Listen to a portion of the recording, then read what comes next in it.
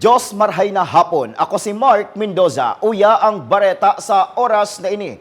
Lakop ngunyan sa social media ang pangapudan sa sisayman na may impormasyon kan kinamumugtakan o pinagdadagusan kan sarong 18 anyos na daragang nawawara pun pa kang nakalis na Biyernes.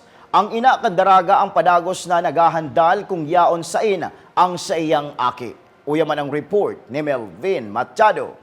Aldaw na Biyernes ka magpaaram ang 18 anyos na senior high school na si Iris May Payonga sa saing ina na si Elaine na ma-attender subutin church event sa Banwaang Kanpili, Camarines Sur, partikularmente sa CWC. Pasado alas 5 nin hapon ka maghali subot ang daraga sa sedang residensya sa Barangay Marupit, Kamaligan, Camarines Sur. Susug pa sa ina kanina si Elaine, laghapot pa subot sa sayang mga barkada si Iris kung saan ang sakayan pa CWC. Asin tinaawan man instruction kung saan ang sakayan.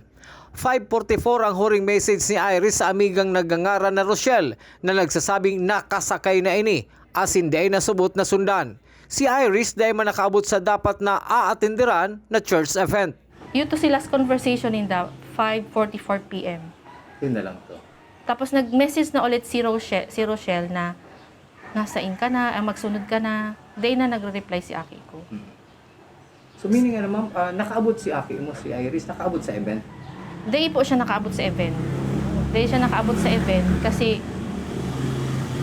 which is day man din ako in-inform after that kasi nag-inform sinda na. Basta day siya nakaabot sa event. Hinapot ko sinda, day po siya nakaabot sa event. Tapos si mga ka-classmate niya, pig-message ko kung nakakaulay pa din do si Iris. Last din ang conversation da kay Iris, 5:48 p.m. Friday po. So yun po ang last parang contact ni David Iris.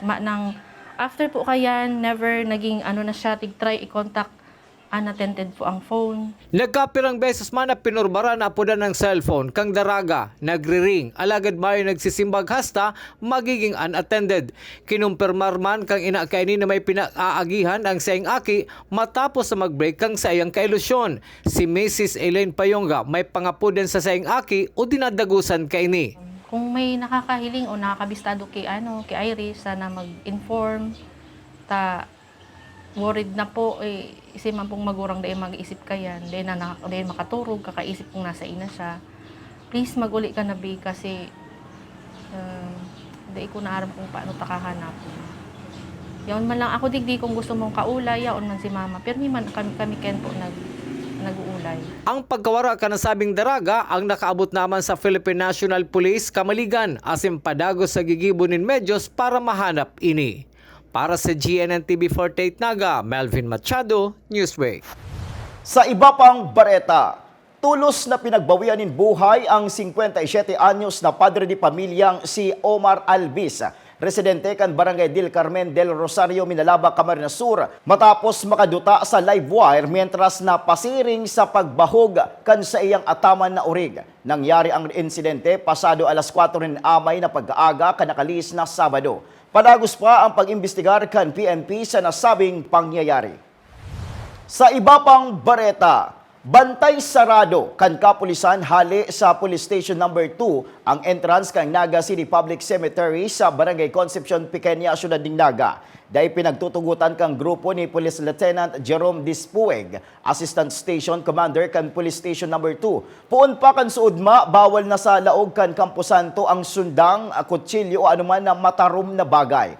Regular man subuot ang pag-ikot ninda sa laog kan Campo Santo para kumpiskaron ang sisayman na may daraning sundang. Maging an arak na pupurbaran ilusot ang kukumpiskaron kan mga otoridad. Puon po sud pinagbawal na po ang pagdara ng mga arok kaning sundang, kutsilyo, si mga deadly weapon po. Pinagbawal na po sud ma. Okay, sir. Nag-iikot man kamo pag to para hiliwan ang laog ng Campo Santo. Yes sir, nag-iikot po kami every hour po, nag-iikot kami. Tapos kung sakali man na may mahiling kami diyan ay pa nagagamit ng mga sundang arok po kami po.